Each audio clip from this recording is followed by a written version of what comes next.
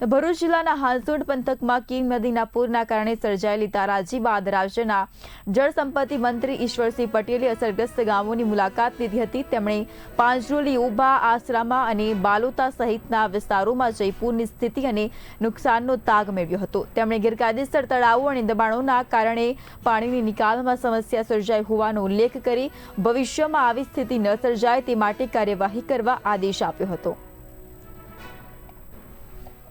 કીમ નદીમાં 24 જુલાઈના રોજ પણ આ જ રીતે પાણી આવવાને કારણે વધારે વરસાદ પડવાને કારણે ઉભા, આસરમાં, પાંજરોલી 3 ગામ ઇફેક્ટેડ હતા। ફરી પાછું જ્યારે આજે એટલે કે 1 વીક પછી ફરી ત્યાં વધુ વરસાદ પડવાને કારણે પાણી આવ્યું છે અને પાણીને કારણે ઉભા, આસરમાં, પાંજરોલી અને પ્લસ બાલોતા ગામની અંદર પણ લગભગ 75થી વધારે ઘરોની અંદર પાણી ઘૂસ્યા છે કે જે કીમ ખાડીનું પાણી બેક મારીને આ ગામની અંદર વર્ષોથી પાણી આવતું નથી, પરંતુ આ દબાણો મચ્છી તળાવના દબાણો થવાને કારણે આ ગામની અંદર પાણી ભરાયું છે।